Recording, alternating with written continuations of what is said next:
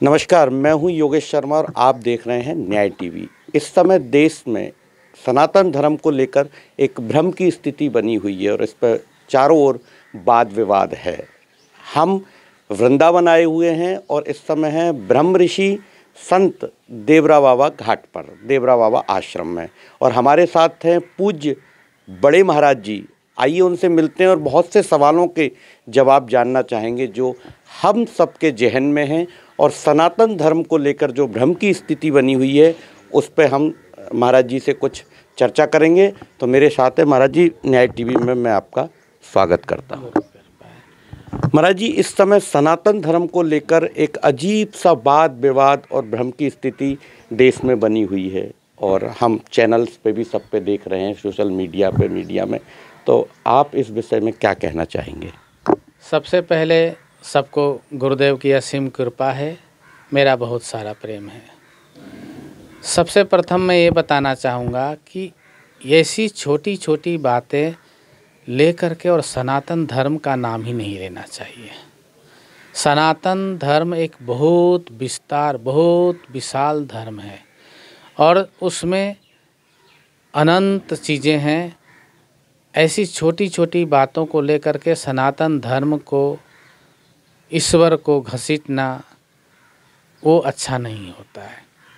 तो सनातन धर्म पे कोई आपत्ति विपत्ति नहीं आई हुई है, क्योंकि हमारे जैसे और कितने सिद्ध महापुरुष, अनंत कोटि संत महात्मा आए और गए। सनातन वैसे की वैसी है, सनातन को कोई कुछ ना बिगाड़ सका। तो सनातन के बारे में ऐसा नहीं सोचना है, आगे बढ़िए आप। महाराज जी, मैं आपको ले चलता हूँ बागेश्वर धाम धीरेन्द्र कृष्ण शास्त्री वाले विवाद पर। वो आजकल विवादों में हैं और जैसा कि देखने को मिल रहा है वो कुछ विद्या करते हैं, तंत्र मंत्र जो भी है, दूसरों के मन की बातों को बता देते हैं। तो क्या इस तरीके की कोई विद्या होती है जिसके द्वारा हम बता सकते हैं? और उसमें बागेश्वर धाम बालाजी महाराज का नाम लेकर जो बातें वो कहते हैं, आप क्या कहेंगे उस विषय में? जिसके ऊपर बालाजी की कृपा हो, हनुमान जी की कृपा हो, वो कुछ भी कर सकता है। कुछ भी उसके लिए असंभव नहीं है, क्योंकि हनुमान जी स्वयं सब कार्य करने में सिद्ध हैं। अब बात है तंत्र और मंत्र की। तंत्र किसे कहते हैं आपको पता है? तंत्र अर्थात जो तन से रहित हो जाए उसको तंत्र कहते हैं। मंत्र अर्थात जिसका मन विलीन हो जाए, मन समाप्त हो जाए, उसको मंत्र कहते हैं। तो मंत्र विचार को भी कहा गया है, गहन मंथन को भी मंत्र कहा गया है। तो तंत्र, इन चीज़ों को हम मानते ही नहीं है, जादू टोना जैसी चीज़ें होती हैं। और जो धीरेन्द्र कृष्ण शास्त्री करते हैं, ऐसी शास्त्रों में वर्णन है कि मनुष्य किसी के बारे में कुछ जान जाए, जैसे वार्ताली, कर्णपिशाचनी और भूत है, प्रेत है, अनेक प्रकार की ऐसी सिद्धियां हैं छोटी छोटी, जो मनुष्य को बता देता है कि इसका नाम ये है, यहाँ से आया है। जैसे जैसे आप मन में पूछते जाएंगे वो कान में बताती जाएगी आपको, या बताता जाएगा वो। इस प्रकार के सिद्धि हैं। लेकिन इस प्रकार के भी हमारे दुनिया में लोग हैं जिनको माइंड रीडर बोलते हैं। हम हाथ में कुछ रखे हैं, दिमाग में कुछ सोच रहे हैं, वो तुरंत बता देते हैं, आप ये सोच रहे हैं, आप ये बोलना चाहते हैं, आपके हाथ में ये है। तो ये एक बहुत अच्छी गहन सोच और धारणा शक्ति के द्वारा उसके अंदर दिमाग में प्रवेश कर जाते हैं वो, और उसके बारे में सब कुछ जान लेते हैं। अगर धीरेन्द्र कृष्ण शास्त्री माइंड रीडर भी हैं, तो इतना बड़ा माइंड रीडर जो रोज़ इतने हजार लोगों का माइंड रीड करता हो, तो एक बहुत महान व्यक्ति हो सकता है। समझ रहे हैं ना? उसके ऊपर भी विशेष कृपा है, क्योंकि सभी मनुष्य इसको भी नहीं कर सकते। आम मनुष्य इसको भी नहीं कर सकता। अगर उसको हम माइंड रीडर ही मान लें जी, शास्त्री जी को, तो इतना बड़ा माइंड रीडर जो एक दिन में इतने हजारों लोगों का माइंड रीड कर ले और उनकी समस्याओं का हल भी कर दे, तो ये भी ईश्वर कृपा है। मैं इसको तो बहुत उत्तम मानता हूँ। कोई नुकसान तो करते नहीं किसी का, वो कोई हानि तो नहीं करते, वो किसी को अपशब्द भी नहीं बोलते।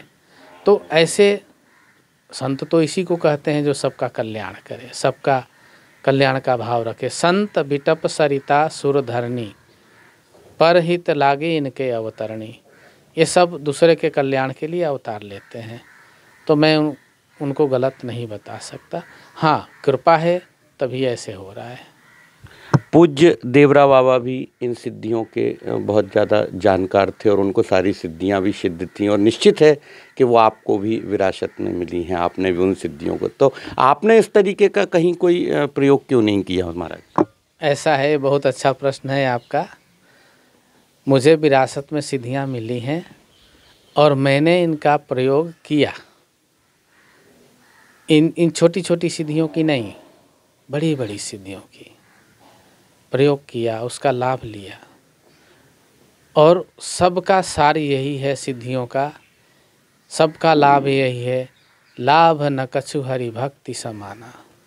ईश्वर के भक्ति के समान, आत्म लाभ के समान, आत्मज्ञान के समान कोई लाभ नहीं है। और देवराहा बाबा की छोटी मोटी सिद्धियां नहीं थी, बहुत बड़ी बड़ी सिद्धियां हैं।